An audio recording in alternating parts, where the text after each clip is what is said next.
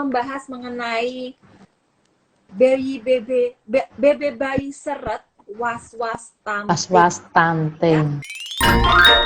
Faktor penyebab apa aja yang menyebabkan berat badan bayi itu susah naik?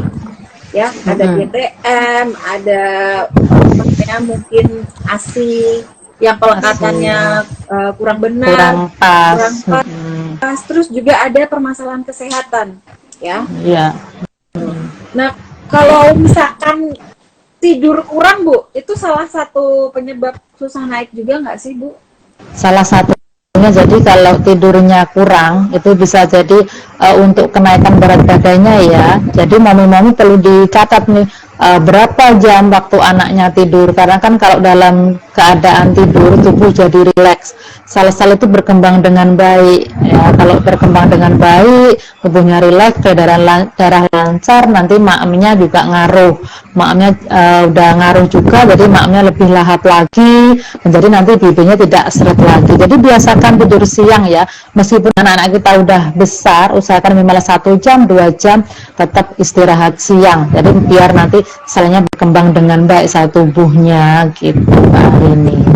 Sekarang kan kadang pada tidur pada main-main ya, tapi penting sekali Mbak Arini buat tidurnya. Penting banget ya Bu, kualitas apa namanya tidur itu untuk menaikkan berat badan pada bayi. Pada anak aku tuh dulu tidurnya lumayan drama juga Bu, jadi memang PR ya pakai kalau butuh. Itu sleep trainingnya harus dilaksanakan itu Mbak Arini. Persiapannya itu ternyata kalau yang belum menikah itu bisa di-prepare sejak sebelum menikah Mbak Arini ya. Ya jadi salah satunya dengan minum pelet tambah darah ya seminggu sekali. Buat para gadis-gadis ya, nona-nona di sini bisa bergabung juga karena kita ngilmunya sejak dari sebelum menikah. Nah setelah menikah, sejak hamil pun kita bisa mencegah stuntingnya, yaitu untuk wanita hamil biasakan minimal datang periksa ke tenaga kesehatan minimal itu 6 kali, yang dulu 4 kali sekarang 6 kali ya. Nanti dilakukan cek laboratorium juga, nanti kalau laboratoriumnya kurang bagus bisa minum tambah darah ya, minimal sebulan itu 90 kali ya, 91 kali sehari, 90 tablet ya dalam 9 bulan.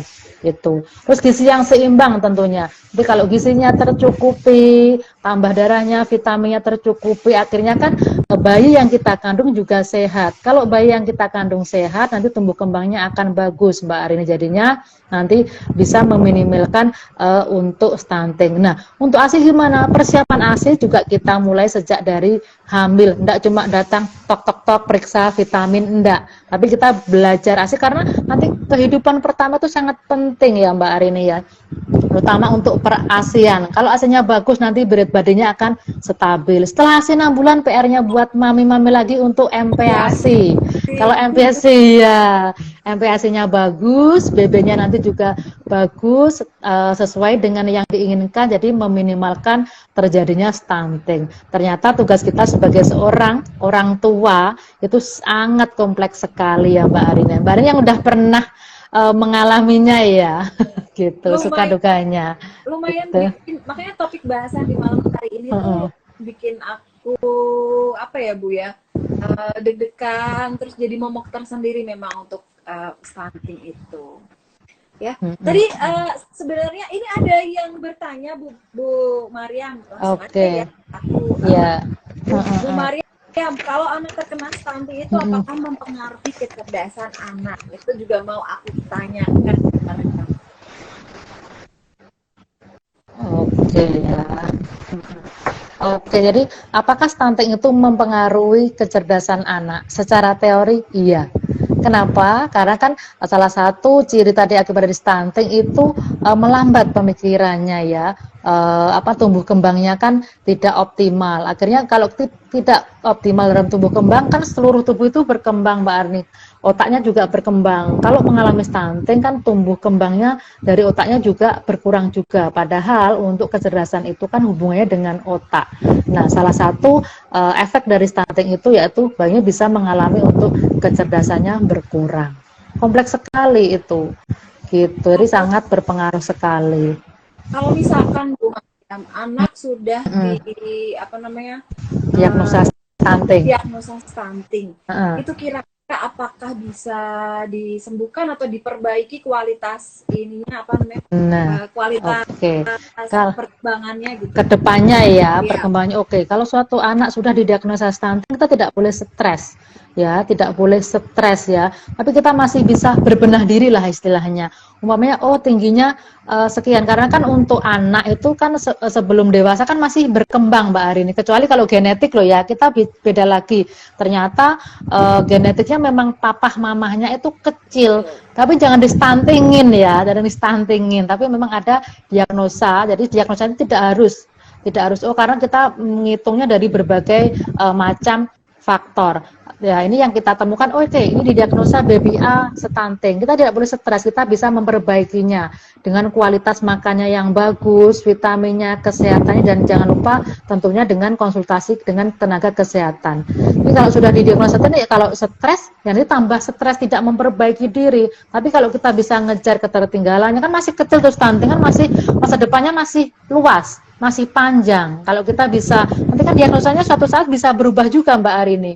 Yang awalnya ini stunting nih, tapi memang kita upayakan untuk memberikan yang terbaik. Akhirnya diagnosa itu bisa terpatahkan ya, bisa sembuh lah istilahnya, meminimalkan angka keparahannya paling tidak gitu Mbak Arini. Kalau udah tahu stunting, tapi ternyata kok malah makannya dibiarin, terus stimulasinya dibiarin, ya nanti tambah tidak ada perubahan. Yang kita lakukan, kita melakukan perubahan yang lebih baik lagi dengan tindakan-tindakan yang positif, seperti makannya perbaiki, konsultasi ke tenaga kesehatan, olahraga itu juga sangat membantu sekali. Kalau Mbak Ari ini kan anaknya katanya ke orang Jawa, nanti kalau udah sunat itu loh udah masih bisa tinggi lagi gitu kan kalau orang Jawa biasanya. Kalau itu nah itu kan masih berproses lagi. Jadi tidak momi-momi untuk anak-anak yang didiagnosa stunting, jangan patah semangat. Kita masih ada waktu, masih ada jalan untuk memperbaiki diagnosa tersebut biar nanti tidak ada netizen yang istilahnya aduh anakku stunting, biar tidak stres gitu loh. Kita harus mempunyai komunitas yang positif gitu. Karena Bu Maria kadang tuh ya kalau misalkan sebenarnya anak itu kita kadang komentar-komentar Bu Mariam yang bikin itu tambah drop ya, drop karena aduh kok anakmu kecil sekali nih, anakmu perkembangannya beda sama anak lainnya gitu. Jadi bikin apa ya Bu, bikin insecure ya. Insecure gitu jadi mau ya. Berarti yang penting momnya harus membangun kepercayaan diri supaya memberikan nutrisi yang lebih kepada untuk adiknya. Nah, Bu Mariam ini banyak sekali yang bertanya nih Bu Mariam. Iya. Kalau anaknya alergi protein hewani, sebaiknya diganti apa ya agar nutrisi itu terpenuhi?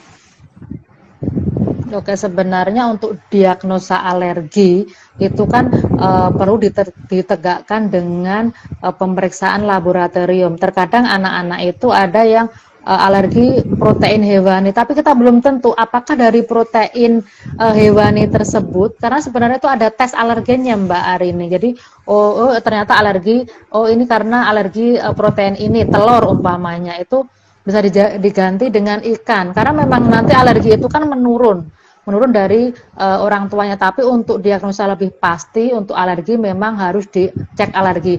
Protein kan banyak macamnya ya, proteinnya itu seumpamanya tidak, saya kira tidak semuanya anak itu alergi sama protein ya, karena kalau seandainya dari ikan-ikanan, bisa dari telur, bisa dari ikan hati, itu kan protein ya dari hewani. Tidak semua, saya rasa insya Allah tidak semuanya itu protein. Kalau alergi protein tertentu nanti bisa diganti protein yang lain Bunda, jadi untuk mengejar berat badannya. Terus kalorinya juga bisa dinaikkan, umpamanya yang nasi nanti kalorinya, nanti sayurnya bisa dikasih jagung, snacknya nanti bisa dikasih ubi, kalorinya kan bisa ditingkatkan gitu.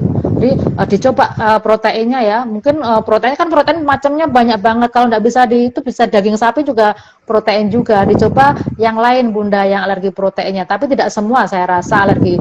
Semua mungkin kan belum dicoba. Kalau MPASI pasti baru beberapa yang dicoba, tapi nanti dicoba yang lain Bunda yang dirasa dia tidak alergi. Oke gitu. Tapi kalau dia tahu pengen pasti alerginya itu karena apa sih? Pokoknya karena udang ya dicek dulu, nanti akan diagnosa pemeriksaan dari laboratorium akan mengatakan oh ini si anak ini alergi bahan ini gitu, bahan-bahan tertentu Mbak Ari. Bu Mariam, Gitu. kalau misalnya ya anak itu sudah makannya sudah banyak nih, tetapi berat badannya masih apa namanya slow gitu, naiknya itu slow, iya. Nah, kalau gitu boleh nggak sih ada apa namanya penambahan susu formula atau apa namanya susu formula, penambahan susu formula itu penting nggak sebenarnya kalau misalkan baby anak itu stunting apa naiknya sedikit? Oke. Jadi berat badan naiknya sedikit, tapi kita lihat kurvanya dulu, sudahkah sesuai? Kadang emak-emak tidak melihat dia kur datanya, jadi cumanya, aduh anakku kayaknya kecil deh, butuh susu formula deh, tapi tanpa melihat indikatornya. Jadi kalau sudah meskipun naiknya sedikit, tapi sudah sesuai ya sudah, tidak perlu penambahan susu formula. Apalagi sebenarnya susu formula, penggunaan susu formula itu karena di Indonesia dijual bebas, makanya ibu-ibu itu yang dengan alasan untuk menaikkan berat badannya pakai susu formula, ternyata pemikiran yang salah.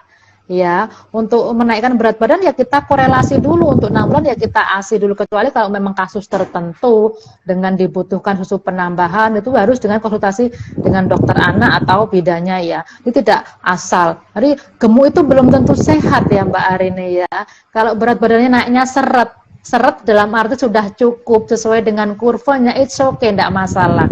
Ada yang perlu diwaspadai ya Momi, untuk penggunaan susu formula itu tanpa indikator tertentu jangan mudah menggunakan susu formula merek apapun, kecuali kalau memang urgensi dan dia sudah dinyatakan oleh tenaga medis memang memerlukan, silahkan. Tapi karena untuk menggemukkan tidak usah.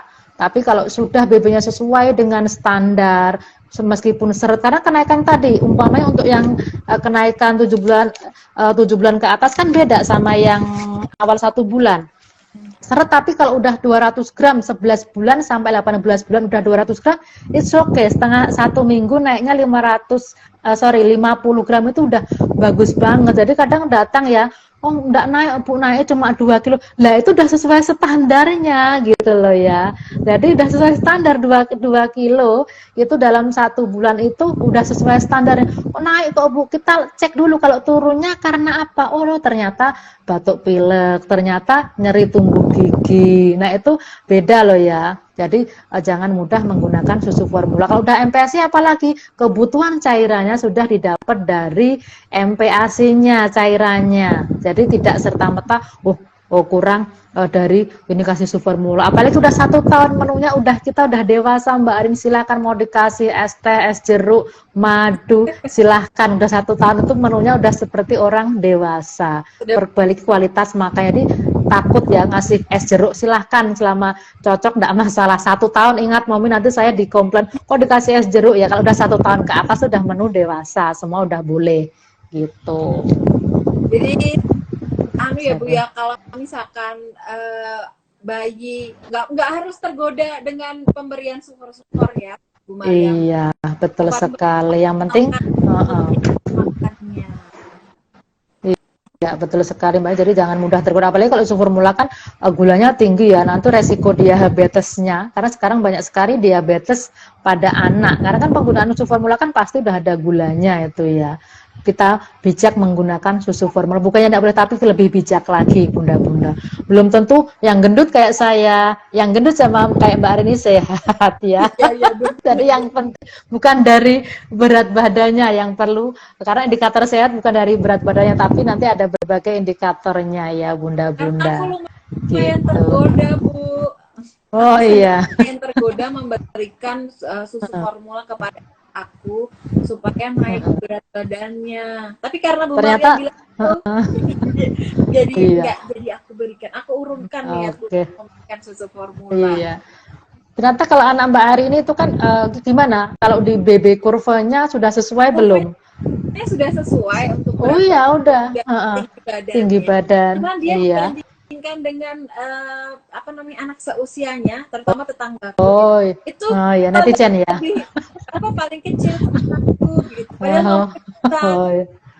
Nah, itulah yang membuat ngedonkan ya, Iya, ngedonkan anaknya, anak bunda-bunda itu yang ngedonkan biasanya netizen ya. Jadi kita tetap kekeh, kita udah tahu nih, oke, kecil enggak apa-apa, yang penting indikatornya sesuai semua, is oke, enggak harus besar kok. Nanti lama-lama juga besar. Jadi yang perlu diwaspadai, gendut belum tentu besar. Jadi ya sehat tidak harus gendut. Oke, gitu Mbak Bu Arini. Mariam. Nah, tadi kalau misalkan nih ya Bu Mariam, tadi gejala stunting, kita balik lagi ya Bu Mariam, karena kan tadi lumayan putus. Gejala stunting itu apa aja sih Bu Mariam? Jadi biar kita bisa breakdown lagi nih. Oke, Gejalanya gejala stunting, jadi berat badannya yang tidak naik, oke. tinggi badannya ya tidak sesuai dengan usianya, itu yang paling mencolok. Tapi perlu, meskipun tidak sesuai, tidak naik, itu kita pakai kurva. Jadi yang belum naik, tinggi badannya tidak sesuai, itu tetap kita pakai kurva yang ada kurva stuntingnya. Jangan serta merta tinggi badannya kok kecil ini, kerdil ini, terus berat badannya tidak naik, oh stunting. Ternyata tidak, masih ada indikator yang perlu untuk mendiagnosa, itu ada indikatornya, yaitu nanti pakai kurvanya gitu. Nanti kalau udah dinyatakan stunting, baru kita akan melakukan perbaikan nutrisi biar nanti meminimalkan keparahan tingkat stuntingnya gitu Mbak Arini. Tadi Ini perlu diwaspadai ya Momi. tadi ada gejala letih lesu, terus juga motorik. Perkembangan itu juga salah satunya ya, motorik kasarnya tidak aktif, jadi cenderung dia itu lebih pendiam gitu ya, lebih pendiam gitu. Terus apa namanya, kecerdasannya itu juga salah satu ciri atau tanda dari stuntingnya. Terus ada juga yang sering sakit Mbak, imunitasnya lebih rendah gitu. Jadi waspadai juga ya, jadi momi-momi memang harus kuatkan iman untuk belajar. Jadi kalau ada netizen yang bilang A, I, U, E, oh iya, aku punya kurva, aku punya buku pink, setelah kita cek dulu gitu. Dan juga dilihat perkembangan anaknya. Oh, anak aku apa namanya tumbuh kembang banyak sudah secara sesuai intelektualnya, oh sudah mungkin apa iya, berbicaranya, kosakatanya, motorik kasarnya, usia segini udah bisa tengkurap, udah bisa jalan, itu memang tugas kita kan sehari-hari kita sanding ya anak kita, jadi kita lebih aware sama keadaan-keadaan. Jadi tapi kalau memang bingung ini stunting apa tidak, kalau datang-datang tanpa ada datanya, Bu anakku stunting, ya datanya kita tengok dulu. Makanya bunda-bunda rajin, jangan lupa rajin menimbangkan bayinya, rajin ukur tinggi badannya ya. Bisa di mana aja Mbak Arini? Kalau dulu anaknya Mbak Arini di apa itu kan? Bu Maria. Oke ya. Oke, posyandu itu bagi yang mohon maaf di perkampungan. Kalau di kota besar kayaknya tidak ada posyandu. Itu bisa nanti pas datang diimunisasi ya, diimunisasi di dokter atau bidan. Itu kan ada, nanti pasti ditimbang, didata. Silahkan nanti dimasukkan kurvanya, atau aku anti imunisasi, boleh nanti bisa datang di tempat masas baby spa, kan pasti diukur, itu minta diukur, tapi ukurnya jangan tiap minggu. Kalau tinggi badan silahkan sebulan sekali aja, nanti kita ukur, nanti kita masukkan kurva, kondisinya seperti apa, oh bagus ya sudah, berarti aman. Jadi harus aware. Kadang kan mohon maaf ada yang ibu-ibu itu tidak mau datang ke posyandu karena udah didonkan dulu mentalnya. Aduh, saya sering dapat curhatan seperti itu Mbak Arini, saya tidak mau Bu ke posyandu, katanya kenapa, udah dimarah-marahin, katanya udah dijudge ini bayinya enggak, jadinya ngedonkan itunya ya, ngedonkan dari si momi-mominya. Iya, mungkin Bunda di sini ada yang pengalaman serupa yang mau datang posyandu takut, tapi tidak perlu takut karena dengan posyandu sangat bermanfaat untuk mengetahui berat badannya, tinggi badannya, karena sudah ada program-program pemerintah yang sangat bagus sekali ya. Nanti juga ada program makanan tambahan segala macam itu. Bagi yang tidak ada posyandu, ada iya, es kacang hijau, menunya sekarang bermacam-macam karena sudah saya lihat kader-kadernya udah kayaknya udah seragam gitu, memang udah binaan dari pemerintah juga.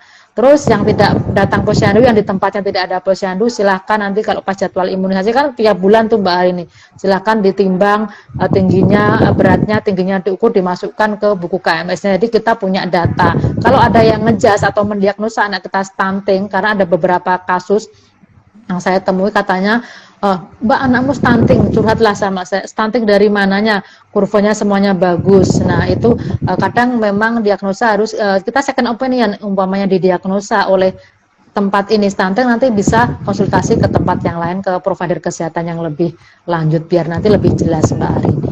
Gitu. Nah Bu Mariam tadi ada yang bertanya, oh, maaf ya Kak, ke swab skip apa namanya mengenai nih, kalau misalkan orang tua itu punya penyakit diabetes, itu apakah bisa berpotensi anak itu stunting? Tadi dari Mami siapa ya, lupa. Oke, jadi kalau DM apakah berpotensi ya? Kalau dari jadi intinya kalau orang tuanya penyakit, kan kalau diabetes itu menurun, apakah berpotensi untuk stunting? Kalau sudah ada gejala diabetes ya kita prepare. Jenis sebenarnya semua ibu sehat pun semuanya berpotensi buat terjadi stunting. Apalagi untuk diabetes itu berpotensi juga. Jadi mau sehat mau enggak, untuk momennya itu semuanya berpotensi buat stunting. Tergantung kita bagaimana untuk tata laksananya setelah kita menikah, istilahnya ya. Menikah kan kita tujuannya nanti salah satunya untuk menghasilkan keturunan. Kita hamil yang sehat, melahirkan yang sehat, perawatan yang sehat, biar kita terhindar dari stunting. Jadi untuk mommy yang ada riwayat penyakit entah darah tinggi, entah diabetes, tidak perlu khawatir. Yang penting kita mempersiapkan diri dengan baik, baik nutrisinya, persiapan ibadahnya, doanya, nutrisi, vitamin dipersiapkan dengan baik, agar generasi yang kita lahirkan itu lahir dengan sehat dan cerdas. Semua perlu disiapkan sejak dini, gitu. Ya. Jadi mommy itu harus belajarnya sebelum punya baby ya, ternyata iya. ya Bu Mari. Sejak gadis ya. Sekarang udah ada tuh program pemerintah yang datang ke sekolah dikasih pil pintar, ya. Salah satunya penambah darah itu sudah programnya sudah sangat bagus untuk mencegah stunting, karena di Indonesia salah satu negara yang stuntingnya angkanya cukup tinggi Mbak Arin ternyata. Di sisi lain kan kita juga orang Indonesia kan mohon maaf tingginya kan kalau Asia Tenggara kan juga tidak kayak orang sana ya, yang barat sana. Nah ini jadinya memang berpotensi untuk stunting, dan ini angkanya saya lihat riset penelitian itu sangat tinggi di Indonesia. Makanya kita sering lihat ya gebrakan-gebrakan dari pemerintah yang sangat mendukung sekali gerakan untuk menimbulkan stunting ya Mbak Arini ya. Gitu. Nah Bu Maria, ngomong-ngomong soal tadi apa namanya gen ya, gen apa kan kita rasnya Asia, tingginya kan berbeda dengan apa namanya orang sana ya. Nah, keturunan atau gen itu berpengaruh besar terhadap stunting nggak sih? Nah, kalau yang seperti yang kita bicarakan tadi, semua mau gen semuanya itu berpotensi buat stunting. Bagaimana caranya kita merawat, menghindari seminimal mungkin biar tidak stunting. Tapi seandainya kita ternyata anak balita itu tingginya genetiknya seperti itu, mohon maaf kurang tinggi, tapi jangan, nanti kan indikator stuntingnya dari berat badannya juga, kurvanya juga, ternyata oh ya berpotensi ya, terutama ibu-ibu, bapak-bapak, mohon maaf orang tua yang tingginya kurang itu memang berpotensi sekali untuk terjadi stunting, karena dari basically dari genetiknya kan memang sudah kurang tingginya. Nah nanti kalau genetiknya seperti itu kemungkinan besar kan menurun Mbak Arini, menurun jadi lebih kecil. Nah itu sangat berpotensi sekali, tapi tidak harus berkecil hati, waduh aku tinggiku kecil sekali, tidak. Sekarang juga sudah ada perencanaan yang lebih bagus lagi. Jadi genetik kan bisa, salah satunya penyumbangnya kan genetik, tapi tidak boleh berkecil hati. Mungkin teman-teman di sana bunda ayah yang imut-imut kan memang dikasih anugerah oleh Allah, itu memang memiliki tubuh yang imut ya. Itu salah satu anugerah rezeki juga. Jadi tidak perlu berkecil hati, tapi gimana caranya kita mensyukuri nikmat itu, prepare dengan baik biar nanti generasinya kita lebih baik dari kita, gitu Mbak Ari. Jadi sebenarnya untuk genetik dan stunting itu cara membedakannya Ada. gimana, Bu? Ada Nah, perbedaan nggak? Ini kecil karena genetik, ini kecil karena stunting, itu stunting. ada Ada. dilihat nggak gitu? Bisa dilihat Bisa nanti dibedakan? kita belajar. Iya, jadi kurvanya. Jadi kurvanya, kalaupun genetik nanti tumbuh kembangnya biasanya juga bagus Mbak Arini, karena kan kalau masih kecil itu kan masih tumbuh terus ya. Jadi kalau di kurva buku KIA itu ada nilainya, di situ ada nilainya yang standar stunting. Oh ini nilainya sangat kecil, sangat kurang. Itu ada yang normal, itu ada. Jadi nanti kalau stunting itu di bawah 2 tahun itu masih kedetek sekali. Ini harusnya anak ini panjang, kan ada panjang lahirnya berapa Mbak Arini, umpamanya 48 itu bagus, tapi kalau di bawah 48 itu resiko stuntingnya kan lebih. Jadi pas lahir kan biasanya diukur tuh berat badannya, panjang badannya. Nanti kalau yang kurang dari 48 itu beresiko untuk stunting, itu beresiko, tidak semuanya. Jadi memang ada indikator yang perlu dilakukan lebih lanjut. Nanti tetap dilakukan pengukuran dan dimasukkan ke kurva. Apakah ini genetik? Oh ternyata tumbuh kembangnya bagus, panjangnya bagus, ya sudah, berarti bukan karena genetiknya gitu. Jadi KMS itu sangat grafik, mengukur apa Mm-mm. namanya, tinggi Ukur badan, mengukur ya. berat badan secara berkala, itu penting banget ya Bu Maria. Mm-mm. Jadi tidak harus apa namanya, makanya di sejak dini ya, jadi kita lakukan pengukuran, jadi bukan cuma anakku siswa Melayu udah bisa jalan, udah bisa makan bagus, tapi tanpa mengukur. Kadang alah yang penting sehat, jadi kita memang harus aware ya, jadi tidak wis cilik bene yang penting sehat. Nah kadang kan memang udah mama-mama udah kayak beban banget itu dikatain, oh stunting ini, kurus ini. Jadi memang kita harus banyak belajar lagi, tetap ikhtiar, jadi usaha gimana caranya kita bisa meningkatkan ya. Kalau tinggi kan nanti bisa masih berkembang Mbak Arini, kayak nanti rajin renang, olahraga kan bisa untuk tinggi, apalagi masih kecil itu masih bisa berkembang sekali gitu kan. Tuh, Bu, ada pertanyaan dari Moms Ayu Hanani. Bagaimana cara mengatasi anak susah makan sayur? Oke, susah makan sayur. Nah, sayurnya biasanya anak-anak itu memang udah mulai pilih-pilih makan sayurnya. Ternyata tidak ini momok juga buat momi-momi. Sayurnya biasanya bisa kita olah. Umpamanya kita nggak mau sayur bayam, kita bisa olah, momi kita siasati dengan bikin rempeyek bayam. Nah, nutrisinya nanti sama sayurnya. Lihat kan ya, ada rempeyek bayam sekarang gitu. Terus kita bisa bikin nugget sayur.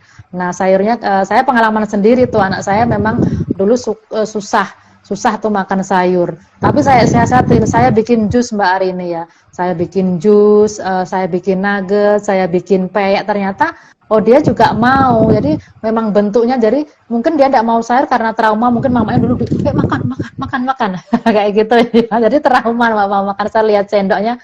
Jadi kalau momi-momi yang anaknya tidak mau makan atau GTM tuh jangan stres. Kalau stres bayinya tambah stres, tidak mau makan, enjoy aja. Ya itu tetap dikasih umpamanya udah 30 menit tidak habis, sudah ganti. Jangan dijejelin terus, nanti dia akan stres. Kalau tidak mau sayur, sayurnya disiasatin momi, contohnya tadi dibikin rempeyek bayam. Bikin jus sayur. Jus sayurnya silahkan boleh di mix buah ya. Kalau saya pengalaman pribadi memang bayam itu saya rebus, saya kasih buah, terus saya kasih sayur yang lain. Kadang sampai ada beberapa sayur yang saya masukkan, saya jus. Nah dia minum suka, dikasih tambah nanti madu boleh, karena udah 1 tahun ke atas.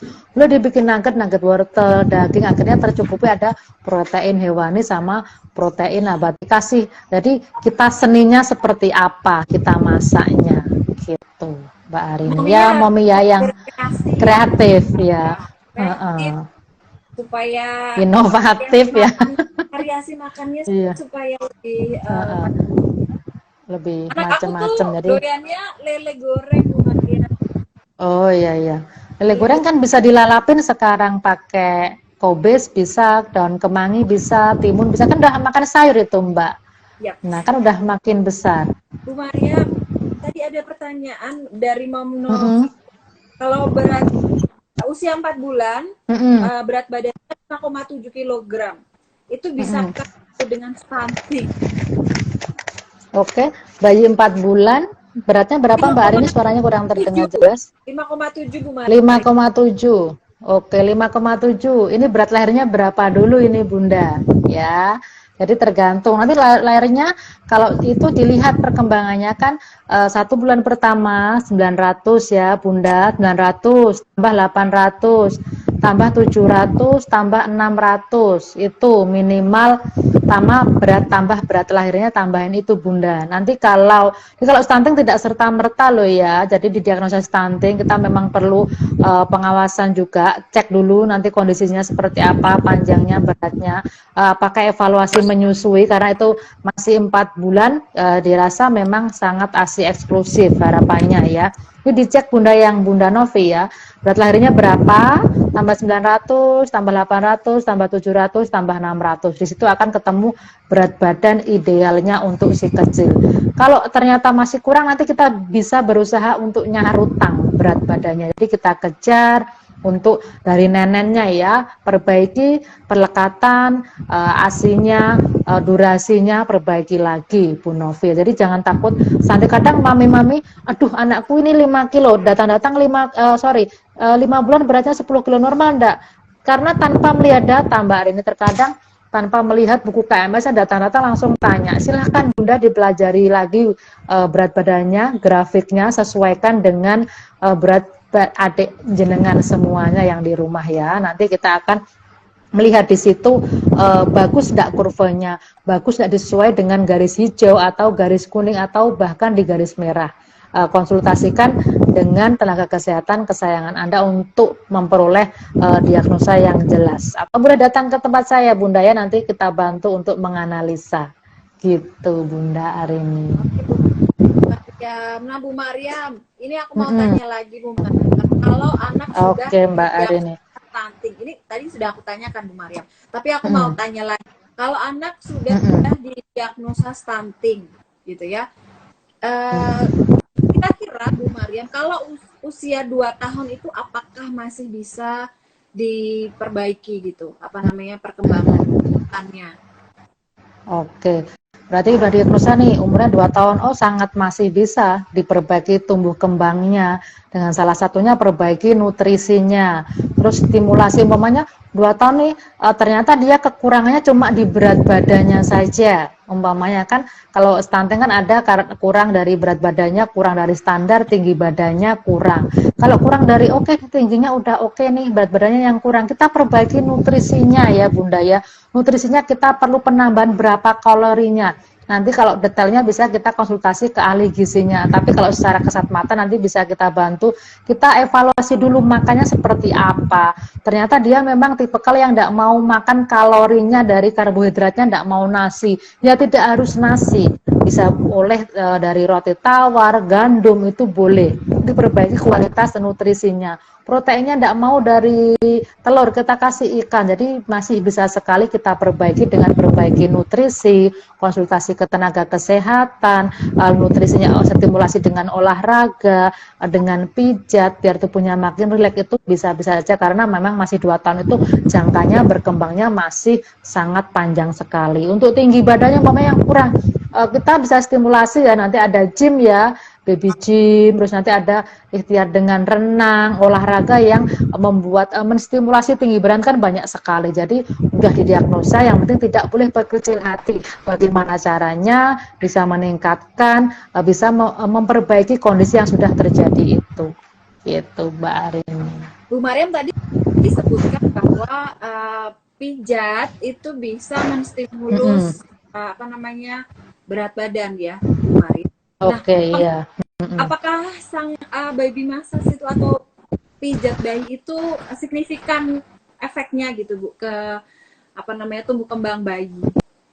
Oh iya, oke. Baby massage salah satunya itu memaksimalkan untuk tumbuh kembang bayi. Karena dengan baby massage salah satunya kan tubuhnya jadi rileks Mbak. Dirileks, tidurnya lebih angker, nyenyak, jadi tumbuh kembangnya lebih optimal. Dan menstimulasi untuk tulang-tulangnya, syarat-syaratnya umpamanya kita tengkurap ya, tengkurap atau ngangkat kepala lah. Angkat kepala di sini tuh ada untuk menstimulasi untuk mengangkat kepalanya. Harusnya kalau sering pijat kan, karena di sini ada saraf-sarafnya, ada titik-titiknya yang bisa kita lakukan untuk menstimulasi. Umpamanya gini, oke, ada titik-titiknya. Oh, ini menstimulasi biar lehernya cepat kuat. Berarti nanti kita tahu usia maksimal di 6 bulan harusnya sudah mulai tegak. Tapi kalau belum, ya kita stimulasi setiap hari.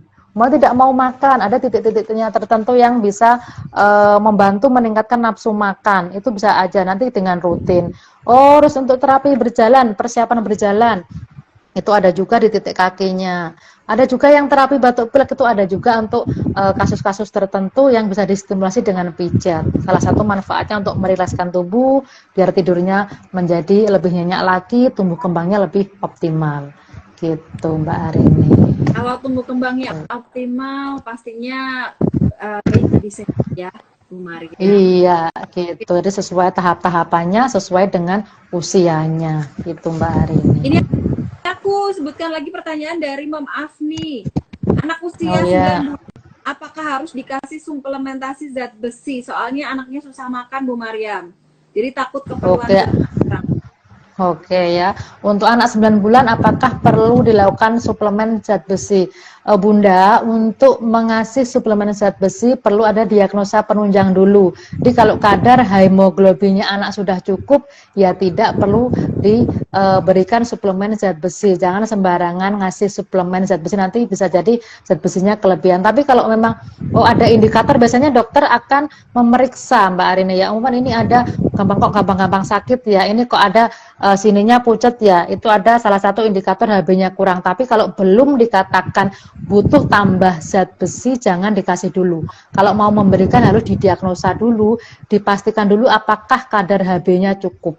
Kalau sudah cukup tidak perlu, tapi kalau memang kurang biasanya dokter akan menganjurkan. Jadi untuk suplemen kayak zat tambah diri, tambah besi itu jangan sembarang ngasih tanpa ada advice atau dari resep dari dokternya. Gitu Mbak Arini. Karena memang kalau dirasa memang tidak perlu, udah cukup ya udah tidak usah dikasih. Memang harus diambil dulu untuk dilakukan pemeriksaan HB-nya, hemoglobin C kecil. Gitu Mbak Arini. Terima kasih Bu Mariam. Ini Mom Afni ya. Halo, iya Mbak Fahmi. Jadi nanti jangan, kadang memang latah itu loh, Ya. latah vitamin, latah kasih ini, latah ini, karena si dia, si dia itu baby dia dikasih ini loh, BB-nya oke. Nah, anakku kemarin dari periksa dari ini dikasih ini, akhirnya latah ikut-ikutan. Jadi tidak semuanya anak itu diagnosanya sama. Jadi yang berhak mendiagnosa itu memang dokter ya. Jadi memang harus konsultasi sama dokter untuk pemberian terapinya gitu. Nah, Bu Mariam, ini mau Rosdi Dewi ini tadi yang bertanya, seberapa besar faktogen bisa stunting dan bagaimana pencegahannya? Ya, ini kita jawab lagi ya, karena Mom Rosdi Dewi sepertinya baru masuk nih. Oke, Mom Rosdi, jadi seberapa penting genetik itu untuk andil dalam andil dalam stunting lah istilahnya gitu ya. Jadi semuanya yang saya jelaskan tadi semuanya itu berpotensi stunting. Kalau kita sudah ibaratnya udah gen yang kita kecil, itu kita memang harus prepare sejak kehamilannya, kita perlu prepare sejak dini.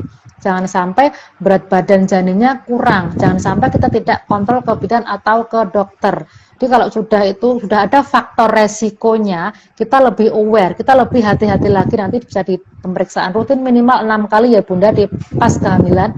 Boleh konsultasi ke bidan atau ke dokter. Jadi memang kolaborasi. Nanti di USG pun sama dokter sekarang sudah ada alat yang canggih, ada USG feto maternal ya Mbak, nanti bisa ngecek adakah nanti kelainan, bahkan tulang-tulangnya kita dicek, ada ada kelainan Down syndrome, adakah nanti ada bibir sumbing, itu nanti konsultasi ke dokter feto maternal. Jadi Bunda, memang semua kondisi itu berpotensi buat stunting, apalagi untuk yang kasus-kasus genetiknya yang memang imut-imut, tapi tidak perlu berkecil hati. Gimana caranya kita menyiapkan kehamilan yang sehat.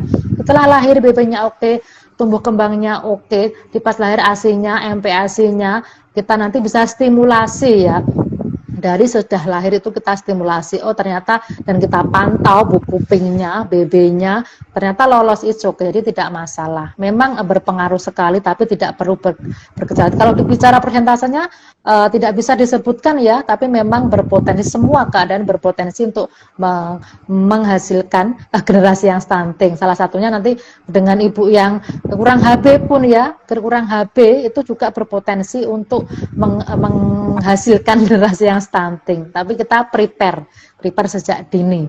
Jadi ya bagi momi-momi yang di sana yang imut-imut, calon papi-papi yang imut-imut, tidak perlu berkecil hati mendengarkan podcast Mbak Arini dan Bu Maria, karena berpotensi nih stunting, aku nanti takut menikah. Tidak, kita persiapkan dengan baik dulu.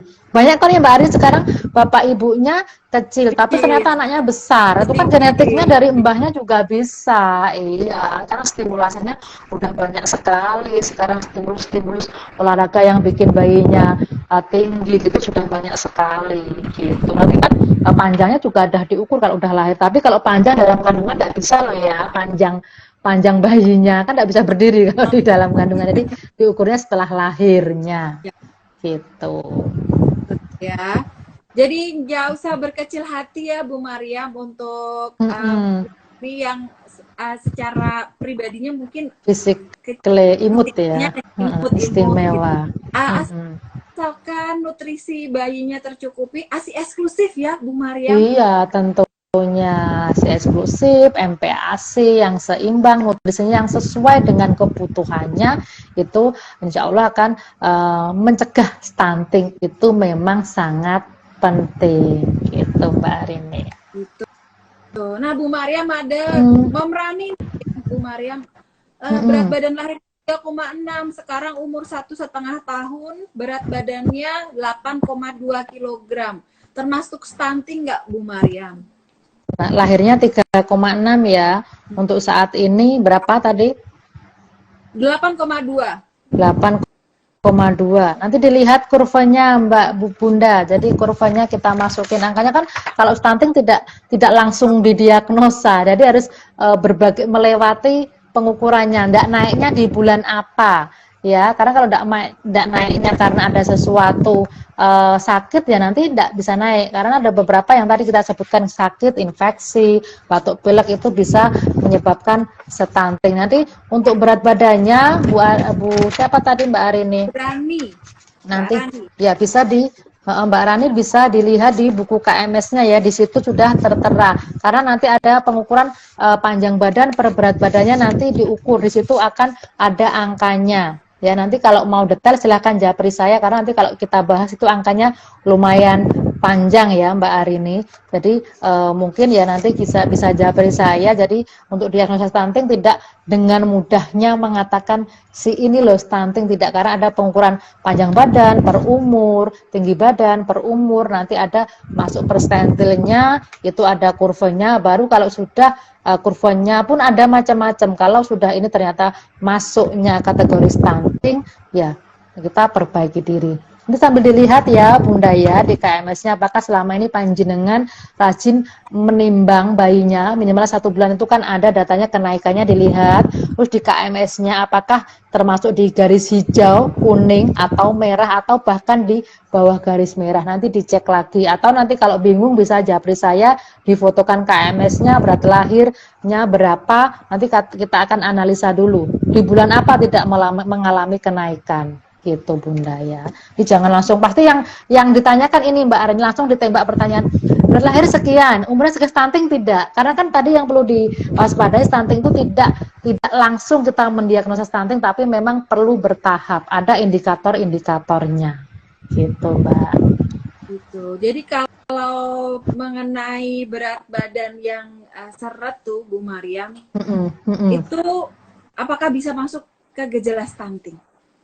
Ya, kita lihat seretnya seberapa. Kalau memang seret dari awal tidak sesuai dengan kurva, takut mengarah, salah satu seret itu mengarah ke gejala stunting.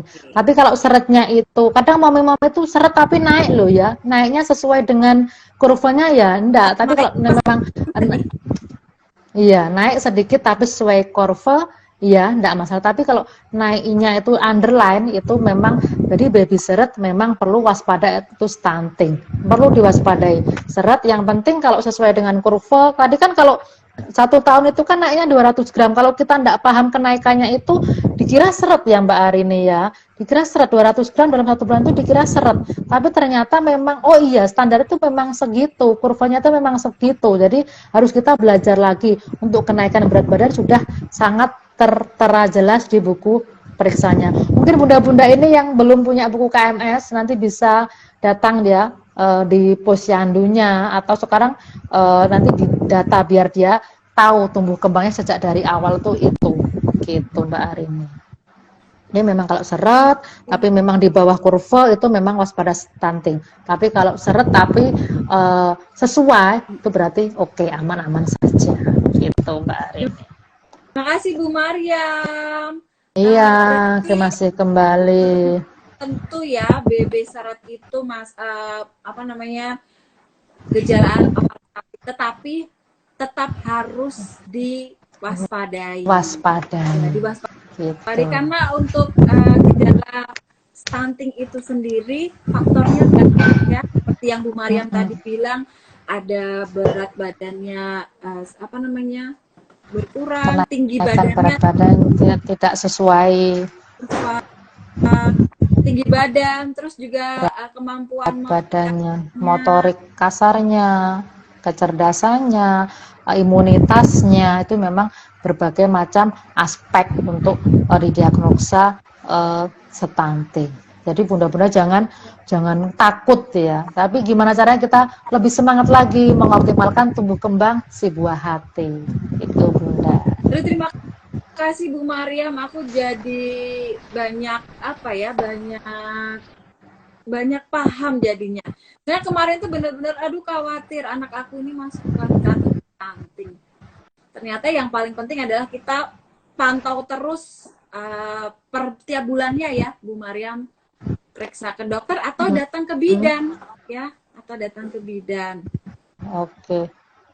Nah Bu Mariam, mungkin ada closing statement yang ingin disampaikan kepada mommy semuanya supaya lebih semangat lagi mencegah stunting gitu ya. Oke, buat mommy-mommy di seluruh Nusantara, tetap semangat untuk tumbuh kembang, jangan lupa timbang, ukur berat badan si kecil. Jadi jangan lupa silakan dicek, kita jangan malas, jangan bosan untuk tetap belajar. Kalaupun sudah bagi bunda-bunda yang sudah didiagnosa stunting, masih ada waktu buat kita memperbaiki diri. Tetap jaga nutrisi, kesehatan, konsultasikan tentunya dengan bidan atau dokter kesayangan Anda. Selamat malam bunda di seluruh Nusantara. Terima kasih. Tetap semangat ya. Ya, Bu Mariam. Bu Mariam, aku ucapkan terima kasih. Terus juga Bu Mariam, besok hari Senin tanggal 20 Maret. Tanggal 20. Ya, itu Doodle SPBR mengadakan workshop pencegahan stunting pada anak. Bersama saya, Bidan Mariam dan Mom Uung juga tentunya. Dan jadi aja satu lagi ya. Ya, jadi nanti ketemu sama Bu Mariam lagi ya hari Senin. Iya, Bunda, stay tune, jangan lupa ya. Nanti ada narasumber yang lain juga. Ada Bu Lucinta Luna, bukan Bu Lucinta Luna ya. Ada dosen teman saya juga itu Bu Lucinta, dosen dari Poltekkes Kemenkes Surakarta, teman saya juga ya. Tentunya nanti kita akan bahas detail lagi dengan narasumber yang lain juga. Jangan lupa Bunda sempatkan waktunya untuk stay tune tentunya ya. Tetap jangan males untuk belajar, tetap semangat. Semoga kedepannya kita diberi kemudahan dan kelancaran dalam segala hal, Mbak Arini. Amin. Ya, jangan lupa follow Instagramnya Bu Mariam. Bidan Mariam 01 Doodle eksklusif, tentunya bisa nanti di follow dari Instagramnya Doodle eksklusif, di channel YouTube-nya Doodle eksklusif. Silakan, di situ banyak sekali tips-tipsnya, podcast-podcastnya yang insya Allah sangat bermanfaat buat bunda-bunda. Kalau mau belanja jangan lupa silakan masuk ke tokonya Doodle eksklusif. Mungkin promo-promonya ya Mbak Arini, silakan nanti detailnya langsung kontak di Doodle eksklusif tentunya. Aku sayang banget deh sama Bu Mariam tuh ya.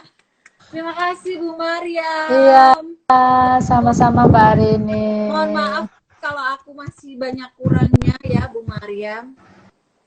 Oke, mudah-mudahan nanti yang masih, karena waktunya kita terbatas ya Mbak Arini, masih mau pertanyaan silahkan DM ke saya atau bisa nanti kontak person dari admin dari Praktek Din Mendiri Siti Mariam. Jadi nanti bisa kita konseling lebih lanjut lagi atau bahkan bisa datang ke tempat praktek saya langsung ya Mbak Arini. Jadi nanti bisa konsultasi lebih detail lagi gitu Mbak Arini. Terima kasih Bu Oke, Mariam. selamat malam. Sampai ketemu lagi. Dadah. Bye Assalamualaikum bye. warahmatullahi wabarakatuh. Mwah. Waalaikumsalam. Sampai ketemu lagi.